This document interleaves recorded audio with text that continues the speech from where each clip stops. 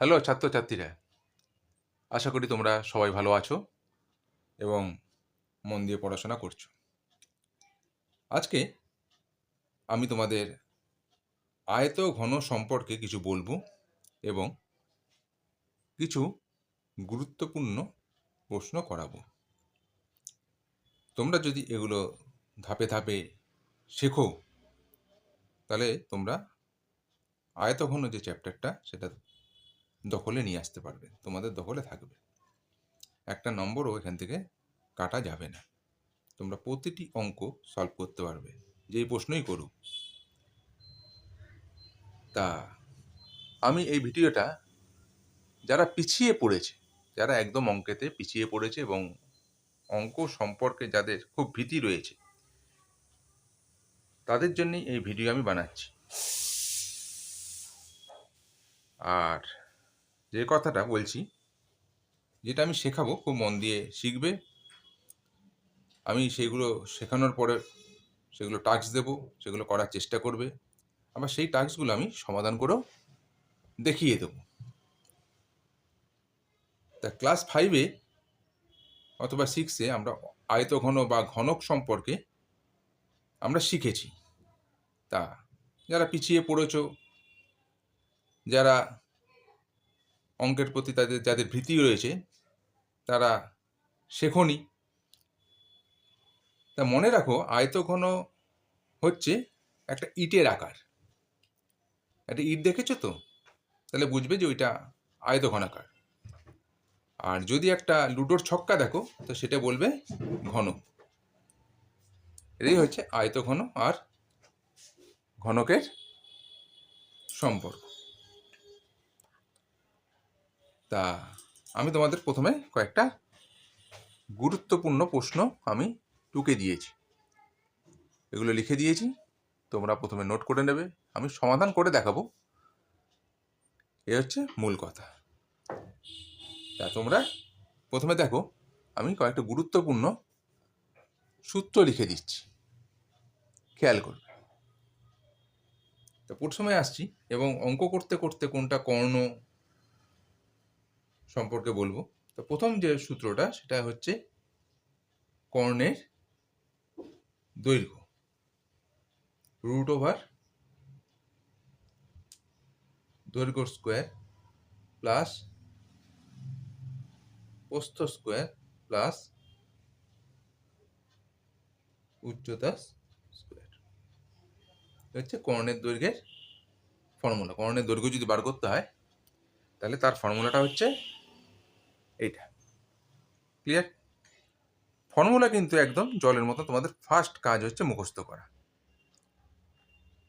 তারপরে আসছি সমগ্র তলের ক্ষেত্রফল। সমগ্র তলের ক্ষেত্রফল, সমগ্র তলের ক্ষেত্রফল। ফর্মুলাগুলো দেখো, 2 ইন্টু দৈর্ঘ্য গুণ প্রস্থ, তারপরে যোগ চিহ্ন দেবে, প্রস্থ গুণ উচ্চতা, তারপরে আবার যোগ চিহ্ন দেবে, উচ্চতা গুণ দৈর্ঘ্য।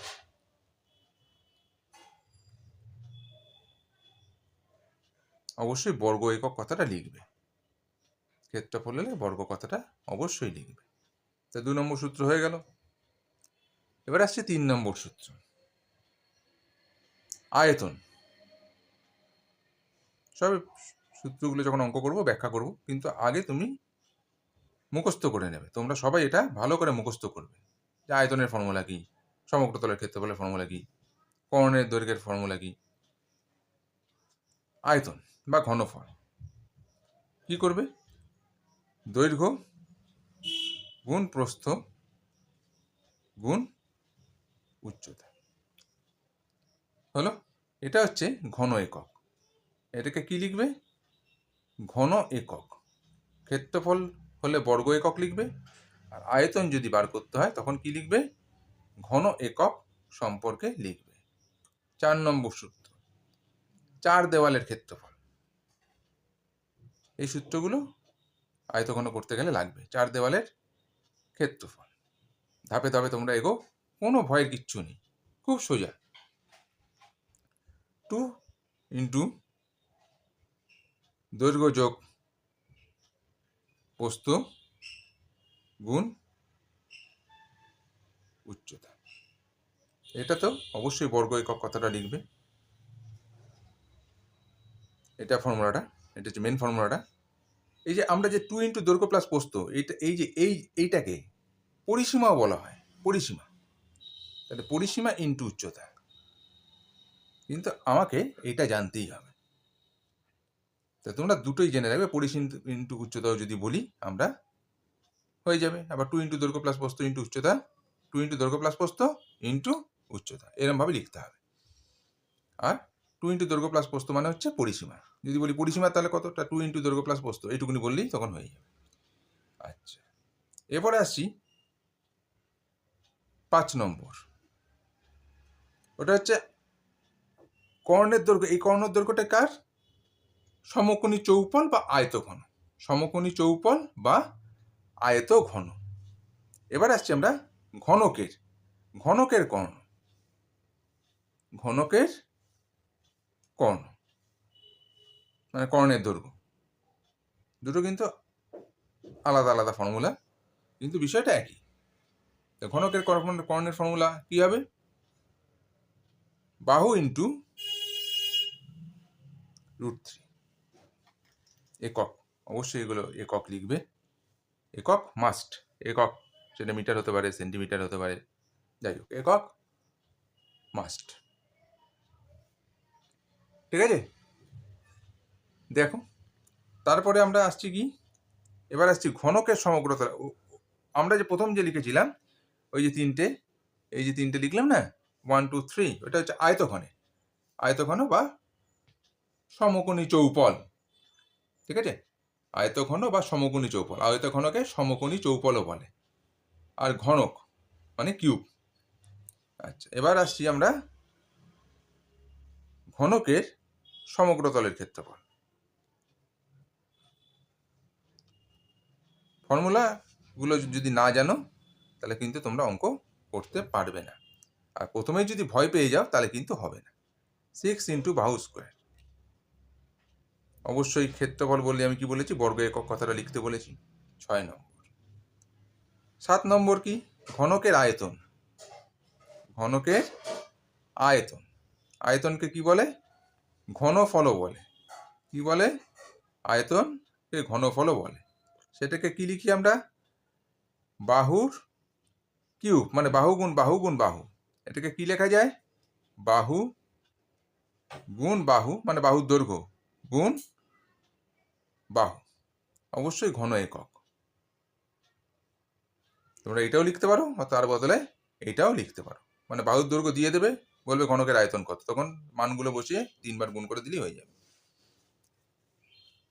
8 নম্বর, দেখো 8 নম্বর লিখলাম। এবার ঘনকের বাহু বার করতে হবে। ঘনকের বাহু হয়তো দিয়ে দিয়েছে তোমার, কর্ণ দিয়ে দিয়েছে, বলেছে বাহু বার কর। তাহলে কর্ণ বাই √3।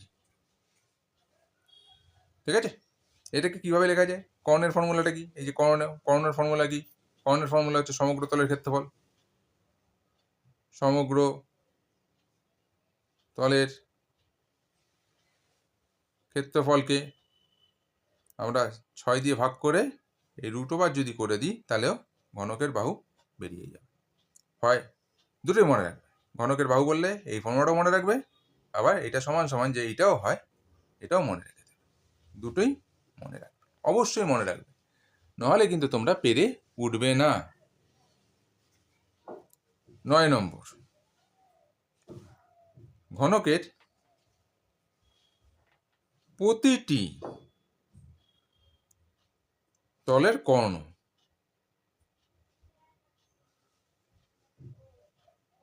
এটা হচ্ছে বাহু ইন্টু √2 একক।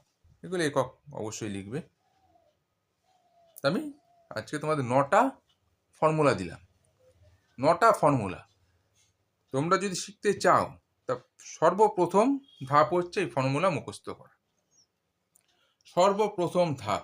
তা আয়তঘনক সম্পর্কে বললাম। আয়তঘন হচ্ছে একটা ইটকে ধরে নেবে, ইটের ছবি যদি ইটের ছবি তোমরা দেখলেই বুঝে যাবে এটা আয়তঘন। আর একটা লুডোর ছক্কা দেখলেই তোমরা বুঝে যাবে এটা ঘনক।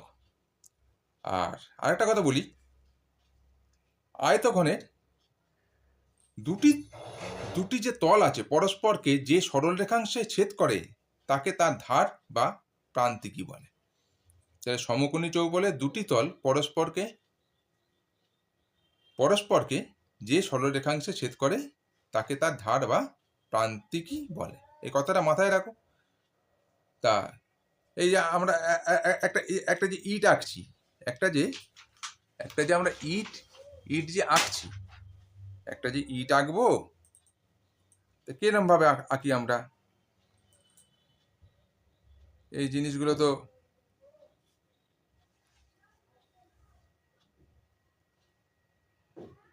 এই করে নিলে, এই করলে, এই করলে আঁকাটা একটু এটা না, একটা বাক্স আর কি, হ্যাঁ, আকার ধারণ করলো, ঠিক আছে তো? এই এই এই এই এই এই এই এগুলো হচ্ছে ধার, ঠিক আছে? আজকে এতটাই বোঝালাম। তা যে 5খানা অঙ্ক প্রথমেই দিয়েছি সেগুলো তৈরি করে নেবে, তারপরে এই ফর্মুলাগুলো মুখস্থ করবে, করার চেষ্টা করবে। সামনের দিন আমি এগুলোকে করে দেখাবো। আজ এই পর্যন্তই রইল। সবাই ভালো থাকবে, চেষ্টা করো, ঠিক পারবে।